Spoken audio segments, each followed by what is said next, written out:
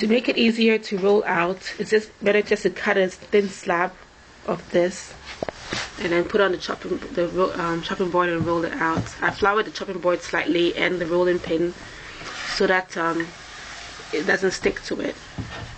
So you just roll this out to the desired thickness that you want. Yeah, it's not very thick. It's like roughly 2 millimeters thick. And then you just slice it to the size that you want. This is roughly 1 centimeter thick, but it could be thicker. It depends on how big you want it. So you just slice it and then you cut it into smaller pieces as well. Okay, so this is how you cut it. I've floured this tray as well so that it won't stick to it.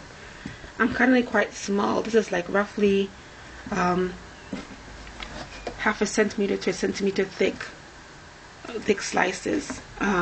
Obviously some people may want it to be thicker, but when you're catering for so many people, if you cut this small, it makes the proportions look much bigger and it presents well, and also the frying time is not as long as well. So that's what you do. So we're going to just do the same process with the remaining dough. Okay, so whilst you're preparing the chips, Achomo, like rolling it out and cutting it out, it's a good time to now heat up the oil as well. Another reason why it's you chop up it in smaller pieces is also that it looks nice presentation wise. Okay, so I'm just using some vegetable oil. So I filled a bowl of vegetable oil and I've turned it on. And to test that the oil is at the right temperature, you need to put a bit of the prepared chips, like 1 or 2 into it. When you put it in and it rises quickly, that means the oil is at the right temperature. The ones that I have here, these 3 that I have here, they didn't rise as quickly, so the oil is not hot enough yet. Okay, anyway, the oil is at the right temperature now. So I'm going to, because I put a bit in and it rose up very quickly, so the oil is the right temperature. So I'm going to add the remaining to it. When you're doing this, it's good to wear goggles because it's like hot oil. But you don't want to add too much to it because you don't want it to take too long to cook and soak up a lot of oil.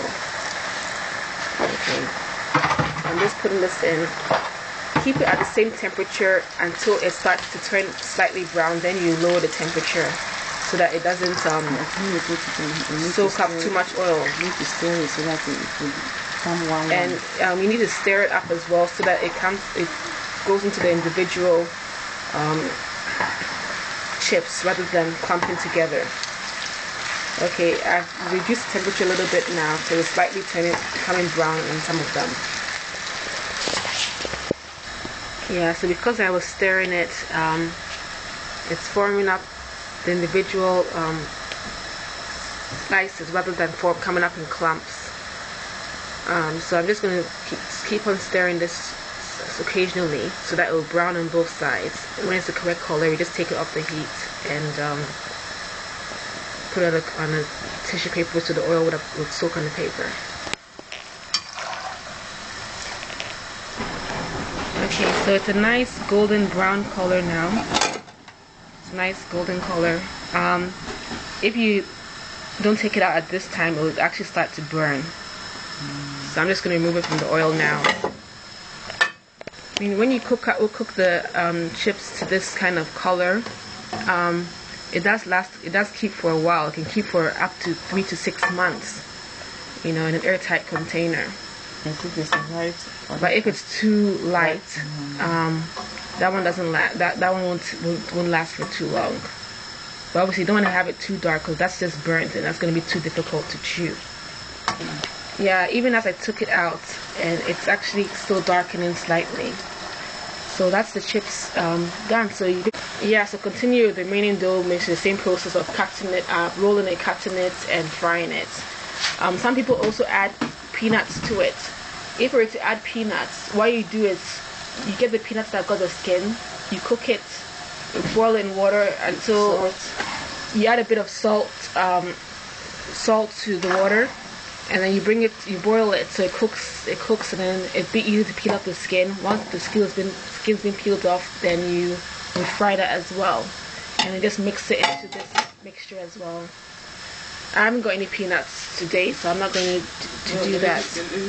Yeah, so I'm not going to cook that, use that peanuts today, but it tastes really nice mixed with the peanuts. So that's the chips done.